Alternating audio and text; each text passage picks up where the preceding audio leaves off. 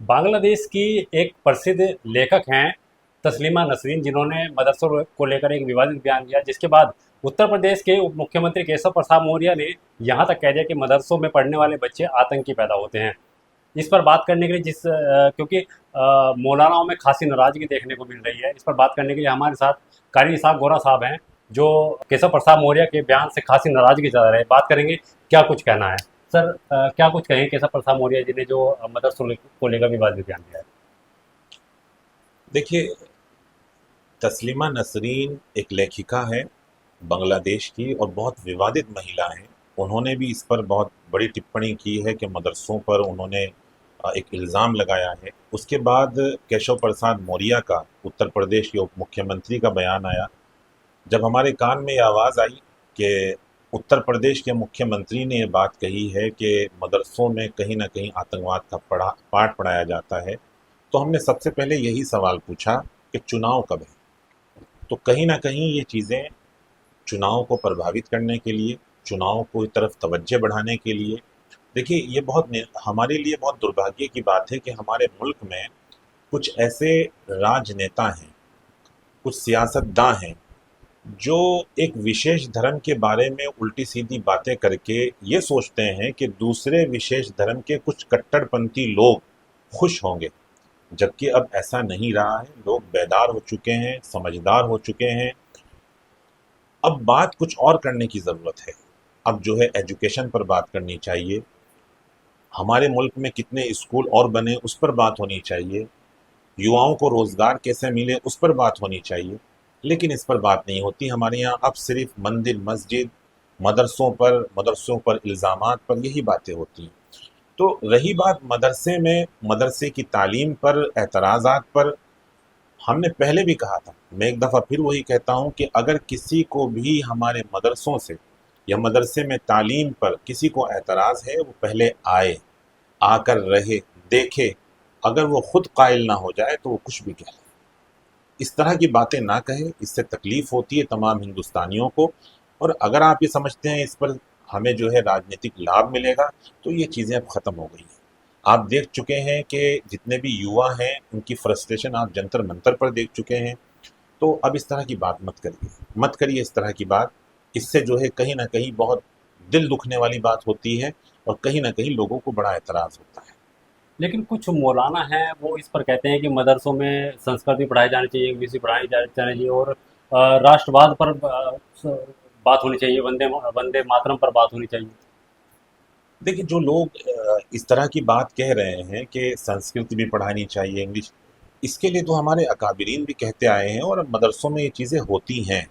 ऐसा नहीं है नहीं होती हैं। मदरसों में अब तमाम तालीमात दी जाती हैं, बच्चों की तरबियत की जाती है।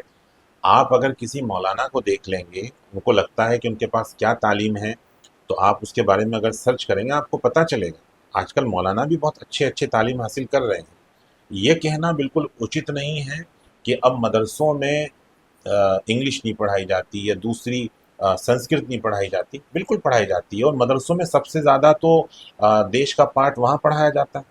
जिन लोगों को लगता है कि मदरसों में देश का पाठ नहीं पढ़ाया जाता, वो बिल्कुल नावाकिफ़ लोग हैं।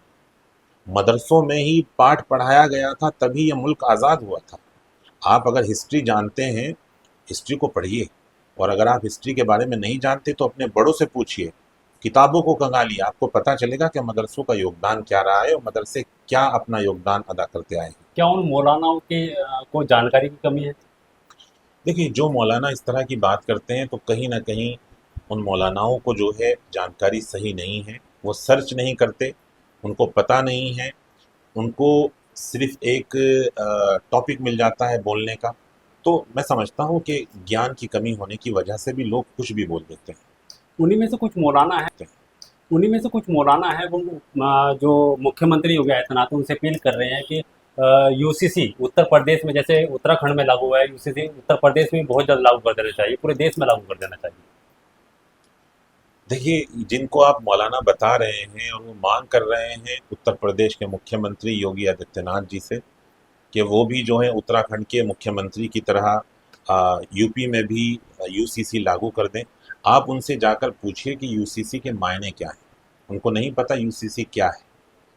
देखिए, मैं बात वाज़ेह कर दूँ, यूसीसी यानी यूनिफ़ॉर्म सिविल कोड अगर आप उसको बहुत अच्छे से पढ़ेंगे, ये सिर्फ़ और सिर्फ़ एक विशेष धर्म के खिलाफ़ नहीं है, ये तमाम मज़ाहिब की आस्था के खिलाफ़ है, इस मुल्क की खूबसूरती के खिलाफ़ है।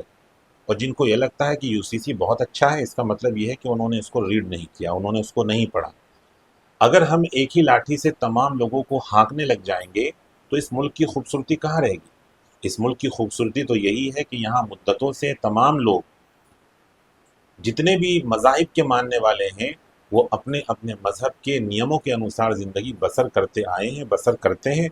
इसीलिए हम लोग आज दूसरे देश में जाते हैं तो लोग हमें फ़ख्र से देखते हैं, हमारे ऊपर फ़ख्र करते हैं कि हम ऐसे देश में रहते हैं जहाँ पर तमाम लोग मोहब्बत प्यार से और एक दूसरे की आस्था का ख्याल करते हुए अपने अपने मज़हब के अनुसार ज़िंदगी बसर करते हैं। तो ये खूबसूरती मत ख़राब करनी चाहिए। लेकिन उनका तो कहना ये भी है कि जो यूसीसी है, यूसीसी आने से जो महिलाएं हैं उनको राहत मिलेगी, हलाला जैसी चीज़ों से राहत मिलेगी, तीन तलाक जैसे जिसके लिए बिल बिल भी पास हो चुका है, कानून बन चुका है, उससे भी राहत मिलेगी। देखिए, आप लोग जो हैं सिर्फ मुस्लिम महिलाओं के बारे में क्यों बात करते हैं? आपको देश की तमाम महिलाओं के बारे में बात करनी चाहिए। कुछ लोगों के जहन में ये भर दिया गया है कि सिर्फ और सिर्फ मुस्लिम महिलाओं पर अत्याचार होता है। ऐसा नहीं है। आप अगर दूसरी जगह चले जाएं वहाँ पर भी महिलाओं पर अत्याचार है। महिलाओं की सुरक्षा पर बहुत बड़े बड़े सवालात हैं हमारे देश में। महिलाओं की सुरक्षा पर एक कड़ा कानून बनना चाहिए। रही बात तीन तलाक के लिए तो कानून बना हुआ है, अब इसको बार बार दोहराने की क्या ज़रूरत है। रही बात हलाले की, मैं ये बात वाज़ेह कर दूं आपके चैनल के माध्यम से कि हलाला जैसी कोई भी चीज़ मज़हब इस्लाम में नहीं है। जो लोग हलाले का नाम देकर महिलाओं का शोषण करते हैं, महिलाओं पर अत्याचार करते हैं, उनका मज़हब इस्लाम से कोई लेना देना नहीं। और मैं ये भी बता दूं पूरी ज़िम्मेदारी के साथ कि पैगंबर मोहम्मद सल्लल्लाहु अलैहि वसल्लम ने, जो हमारे नबी हैं, उन्होंने खुद हलाला करने वाले पर लानत भेजी। जिस पर पैगंबर ने लानत भेजी हो उसका मज़हब इस्लाम से कोई कांटेक्ट हो सकता है? हरगिज़ नहीं हो सकता। तो हलाले का कोई उन्वान नहीं है। जो लोग हलाले को बार बार मज़हब इस्लाम से जोड़ते हैं वो नावाकिफ़ लोग हैं, और जो हलाले के नाम पर मज़हब इस्लाम का अपमान करते हैं उनका मज़हब इस्लाम से कोई भी लेना देना नहीं। आपने सदन में देखा होगा जो वंदे मातरम है वो बिल सदन में आ चुका है, जिसके बाद अब एक ऐसा कानून भी बना दिया गया है जो वंदे मातरम को खड़े होकर नहीं गाएगा उसके ऊपर कानूनी कार्रवाई की जाएगी। देखिए, वंदे मातरम को लेकर काफ़ी समय से कुछ ना कुछ बातें चली आई हैं, एक विवाद चला आया है, इस पर एक कानून बन गया है। इस कानून के आधार पर हमारे अकाबिरीन क्या निर्णय लेते हैं, क्या कोर्ट जाते हैं, कोर्ट के बाद क्या सिलसिला होता है, उस पर क्या चीज़ बोली जाती है, इसके बारे में हमारे अकाबिरीन जो हैं वो फैसला लेंगे।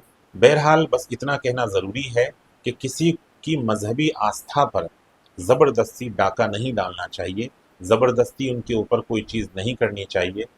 बहरहाल कानून का मानना भी तमाम लोगों की जिम्मेदारी है। अब देखना ये होगा कि हमारे अकाबिरीन इस पर क्या निर्णय लेते हैं। एक आखिरी सवाल है मौलाना साहब, जो गिरिराज सिंह हैं, भारतीय जनता पार्टी के वरिष्ठ नेता हैं, उन्होंने महबूबा मुफ्ती को ये यहाँ तक कह दिया कि जो महबूबा मुफ्ती है वो आतंकियों का साथ देती है, वो खुद भी आतंकी है। देखिए, कोई जिम्मेदार व्यक्ति अगर किसी सम्मानित पद पर बैठा हुआ हो, वो अपनी कुर्सी की मर्यादा रखते हुए जब भी कोई बात बोलेगा तो ख्याल से बोलेगा, सबूत के साथ बोलेगा। अगर महबूबा मुफ्ती आतंकवादी हैं तो उनको सबूत लाने चाहिए और सबूत तमाम लोगों के सामने पेश करने चाहिए।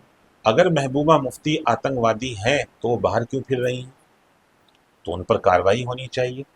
मुझे लगता है कि बिना किसी लॉजिक के, बिना किसी सबूत के इस तरह की बात करना उचित नहीं है।